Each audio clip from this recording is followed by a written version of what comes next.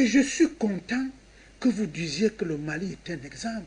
Le Mali est fort, M. Diaoura, parce que le peuple malien a mis la ceinture de sécurité. Ne parlez pas de conflit des Nations Unies. Le Mali a gagné la bataille.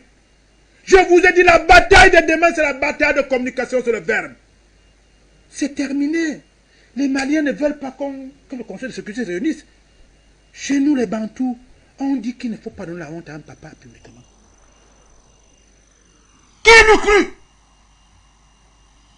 que la France allait trembler quand on lui dit « Va au Conseil de sécurité, tu nous dis ce que tu fais là-bas ». Personne ne pouvait le croire. La bataille a été gagnée. Je ne veux même pas qu'on aille au Conseil de sécurité parce qu'on peut découvrir qu'en dehors de la France, il y a d'autres choses.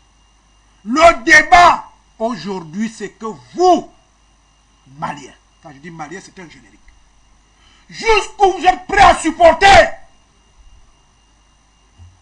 votre colonel que nous disons aujourd'hui qu'il a fait un bon acte. Jusqu'où vous êtes prêts avec les djihadistes. Ainsi donc, le terrorisme qui était censé être éliminé, éradiqué par l'opération Serval d'abord, Barkhane ensuite, a été renforcé.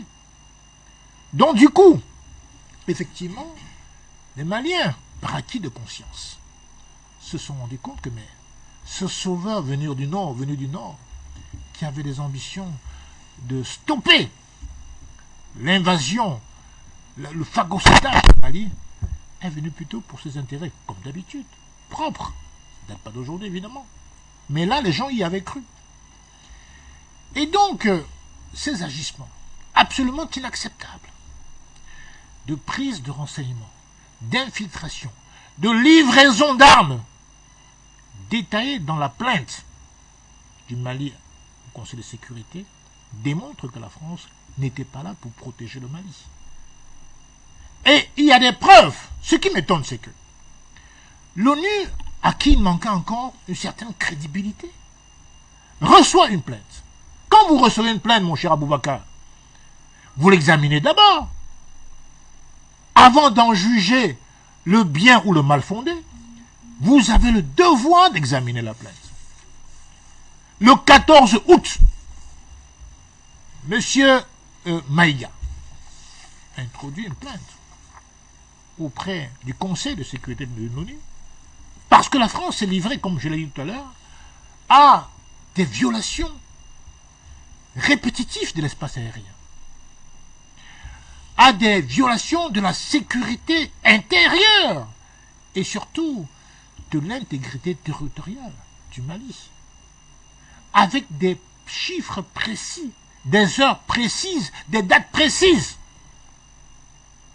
Ce rapport a été rappelé par monsieur le Premier ministre par intérim, Abdoulaye Choguel, récemment à l'ONU.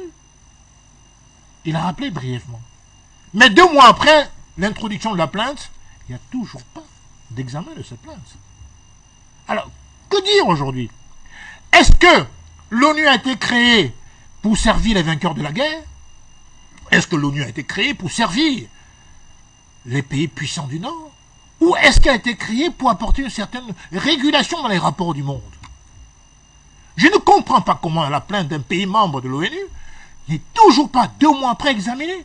On nous sort une réunion de couloir, soi-disant sur la situation sécuritaire du Mali. Il ne s'agit pas de ça. Il s'agit de nous dire, par rapport à cette plainte gravissime, où il y a quand même des accusations graves, pourquoi on n'examine pas la plainte? Je crois que là, l'ONU est en train de susciter un rejet terrible de la part des Africains, en tout cas que nous sommes, par rapport à ce type de comportement. La France est le dernier empire à croire encore qu'elle a les choses en main. Bien sûr qu'elle a toujours en Afrique ses représentants, vous les savez, je ne vais pas les citer, les Ouattara, les Macky Sall, les Sissoko Mbalo, etc.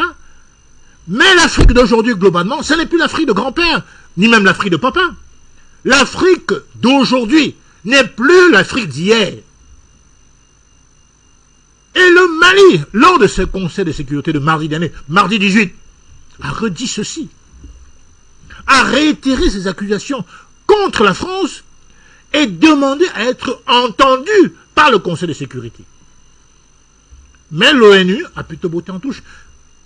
Le Premier ministre, le ministre surtout des Affaires étrangères, Abdoulaye Diop, a interpellé directement Guterres pour lui dire, mais écoutez, avec tout l'honneur, tout le respect qu'on vous doit, où est passé notre plainte?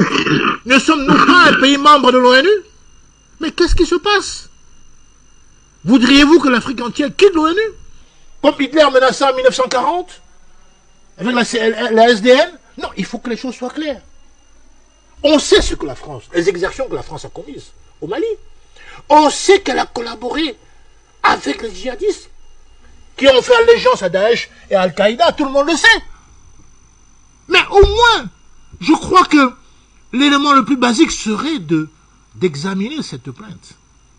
D'examiner, parce qu'en vérité, qu'est-ce qui se passe?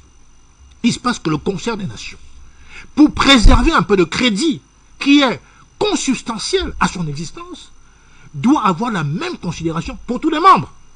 Vous savez très bien, Aboubacar, que l'Afrique n'a pas encore un représentant au Conseil de sécurité. Alors, et vous avez l'impression que l'ONU n'a pas la même considération pour tous les membres? Je ne crois pas, je ne crois pas. Parce que, aujourd'hui, la preuve en est que, depuis 2 mois que le Mali a introduit, n'est-ce pas, une plainte tout à fait nourrie d'exemples, de preuves, l'ONU, sans aucune raison rationnelle, refuse d'examiner cette plainte. Quel est le motif avancé? Rien. C'est motus et bouche cousue. Motus et bouche cousue. Il n'y a aucun motif officiel avancé par l'ONU du fait de la non-examination de cette plainte. Et moi je dis que c'est un manque de considération pour les États africains. Il va donc falloir que nous fassions chorus pour faire entendre nos revendications, au moins sur le cas du Mali. Et c'est l'occasion pour moi aujourd'hui de dire que le Mali vient d'ouvrir pour nous une brèche. On pensait la France invincible, influenceuse à jamais de la terre africaine, sur la terre africaine. Il n'en est rien. Toi derrière a enfourché, Assimi Goïta a saisi la balle au bon. Et aujourd'hui on se rend bien compte que l'Afrique, quand elle veut, peut se remettre debout. Et je pense qu'aujourd'hui, l'histoire, cette contestation entre le Mali et la France, nous donne l'occasion à nous, panafricains, de rappeler aux yeux du monde que nous pouvons nous réinventer. On n'avait jamais eu besoin de la France coloniale pour être nous-mêmes. La preuve, quel a été le progrès de l'Afrique depuis 1940, depuis la fin de la Deuxième Guerre mondiale, 1945, pardon, et bien avant d'ailleurs. Qu'est-ce que la France nous a apporté? Savez-vous par exemple que la France détient la 4e place en tant que producteur d'or dans le monde, alors qu'elle n'a pas de mine d'or? Elle prend ça où? Si c'est dans ses ex-colonies africaines.